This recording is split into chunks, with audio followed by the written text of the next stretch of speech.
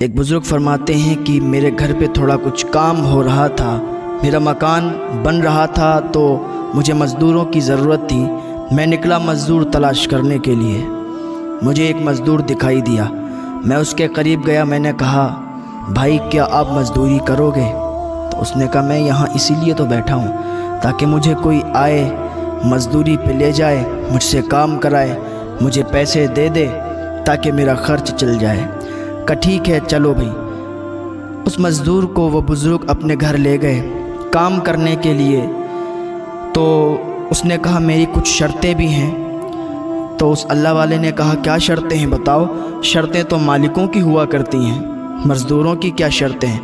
کہا آپ کی جو شرط ہے وہ آپ رکھو اور ہم انشاءاللہ اسے مانیں گے۔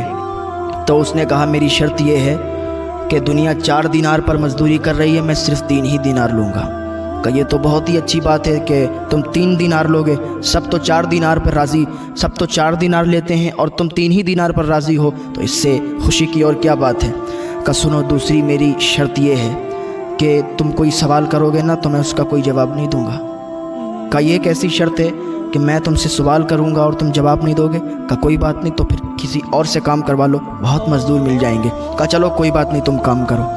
کہ ایک اور بات ہے، ایک اور شرط ہے۔ کہ وہ کیا ہے؟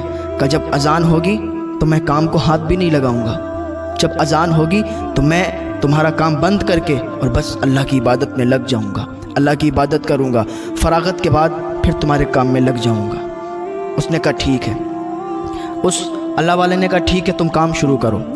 وہ کام شروع کرنے لگا، کام کرتا رہا اور 1-2 گھنٹے کرنے کے بعد ادھر ظہر کا ٹائم قریب ہوا، اذان ہونے لگی۔ جیسے ہی اذان اس نے سنی کام چھوڑ دیا۔ تو جیسے ہی نماز پڑھنے کے لیے اس نے قدم بڑھائے، ہاتھ میں پھوڑا تھا اور مٹی ہٹا رہا تھا تو کچھ مٹی رہ گئی تھی۔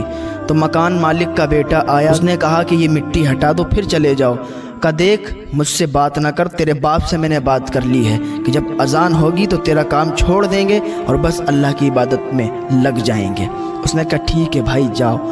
وہ چلا گیا۔ جانے کے بعد ظہر کی نماز ادا کی، نماز ادا کرنے کے بعد واپس آ گیا۔ اس اللہ والے نے کھانا دیا، کہا تم کھانا کھا لو اس کے بعد پھر کام شروع کرنا۔